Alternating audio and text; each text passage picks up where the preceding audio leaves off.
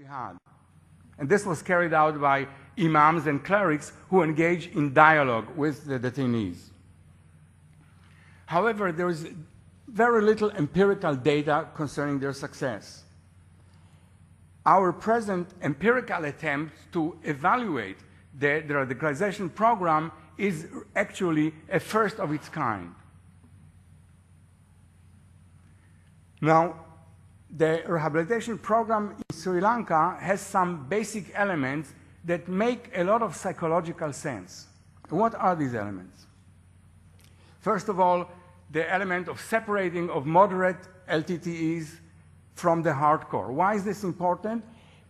For two reasons. One is that you remove them from the sphere of influence of the radicals that would probably maintain their radical attitudes and exacerbate them. So it's important to keep them away from these ideologues, these demagogues that are going to try to maintain and inflame their resentment of their captors. The other reason is that even the hardcore people should be separate from the more moderates, because they too, when they are in role of ideologues and demagogues, they feel committed. When they are separated from the more moderate, the followers, as it were, they are more free to think for themselves and maybe change their mind. And we'll see later that the hardcore can also be de-radicalized. Another important element psychologically of the Sri Lanka program, that it restores the detainee's sense of personal significance. We talked about the sense of insignificance that incarceration can promote.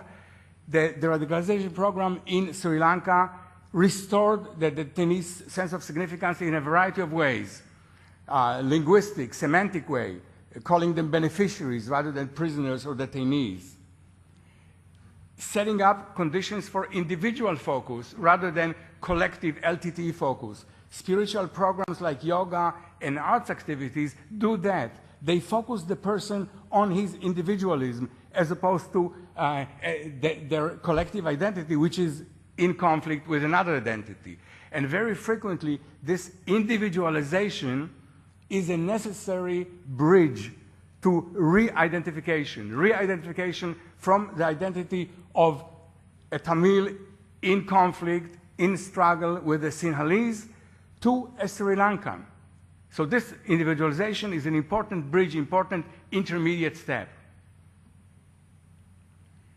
Vocational education courses of great importance because they allow the individuals a path to significance through non-violent means. They will have a career, they'll have a place in society because now they have a vocation, they have an expertise that they can use to reintegrate. Now, why should we assess the radicalization programs is the question.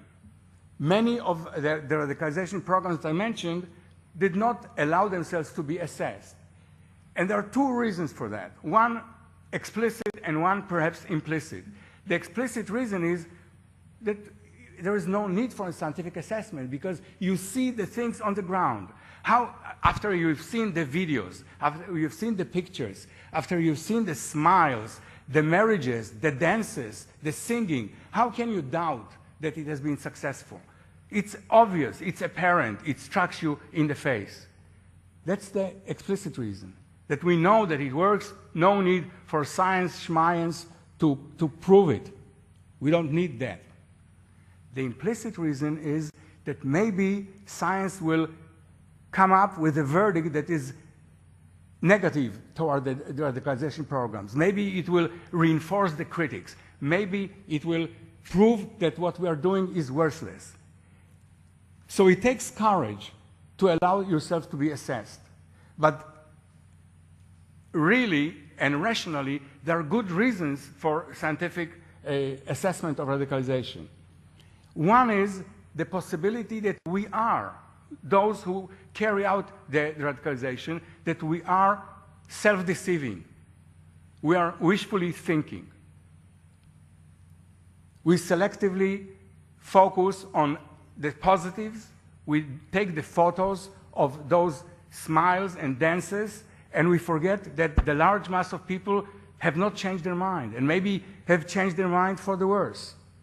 So it could be the human mind is incapable, malleable. Is infinitely malleable, infinitely capable of self-deception. We have tons of scientific evidence for that. So we must not disregard that possibility. Even more importantly, it's important, if our programs work, this will be objective evidence for the critics. Many of the radicalization programs have been met with great skepticism in the scientific arena. That they do not work has been alleged. That there are people who have graduated from the program and then turned up as suicide bombers in Iraq and elsewhere. By the way, recidivism into terrorism is a very poor measure of the success of the radicalization program. Because in the same way as people can be radicalized and de-radicalized, they can be re-radicalized. So what happens after the program, what happens after they are released, is of utmost importance. And the fact that they were re-radicalized, really, there is no evidence on the success of the program as such.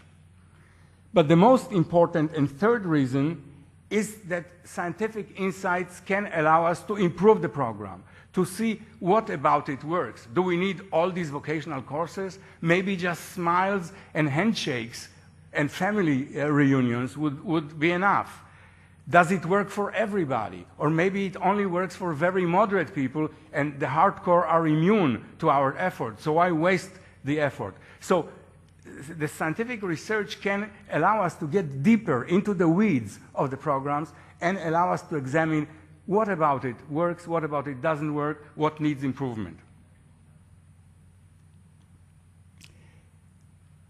Our research questions were two. One is, have the detainees, beneficiaries de-radicalized in the rehab of Sri Lankan centers? And if they did change in a positive direction, if they did de-radicalize, why did they de-radicalize? It could be that they de-radicalize for reasons that have nothing to do with the program, just of themselves, as function of time. Time heals all wounds. Maybe that's what happened. Our sample in this case was over 2,000 participants, women as well as men. This is the mean age, average age. We administered a set of psychological tests to the detainees at 2 points in time early on in the custodial period, December of 2009, and then 9 months later in September 2010. And to be quite frank with you, we approached our results with great trepidation because we did not know what we were going to find. We got the data, we got the questionnaires, we decoded them, and our graduate students and assistants who have no connection to anything, no axe to grind, they provided us with the answers. And we just didn't know what's going to happen. It could be that nothing happened. It could be that something negative happened. So we were very, very pleased to see that there was a significant, statistically significant change from time 1 to time 2 in that radicalization group.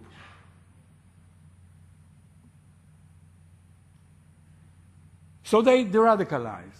But is it because of the program? That's the big question, that our peers who are going to evaluate this research are going to jump to ask. Because science is based on making a case for your interpretation. And there are always possibilities of criticism and alternative interpretation. Time and historical events in the interim could explain the radicalization. It could be that just being away from the field of battle, just being in a different atmosphere, just because the LTTE has been demolished, there is no longer a hope. Maybe that alone had to do with the radicalization. Maybe we do not need the vocational programs, the art programs, all this effort, maybe it's unnecessary. Just keep them there for a period of time and they'll de-radicalize. That possibility needs to be addressed.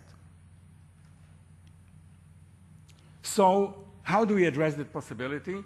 We need a control group. What is a control group?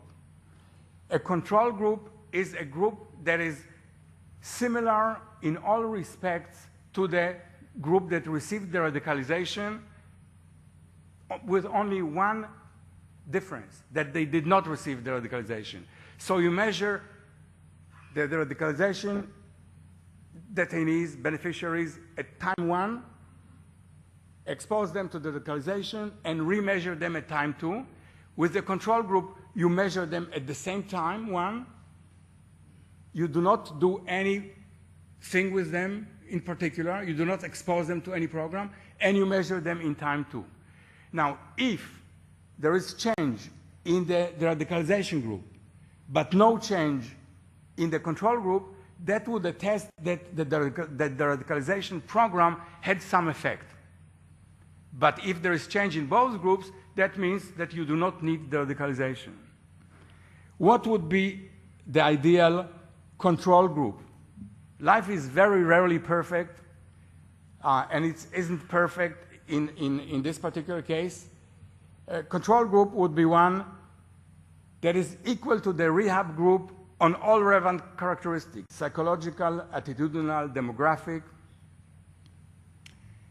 If it was up to scientists, if scientists ruled the world, which I hope one day will be the case, Plato recommended it, then we would randomly assign detainees to the radicalization group and to the control group, and we would have statistically reliable equation of the two groups. However, so far scientists are not allowed to do much,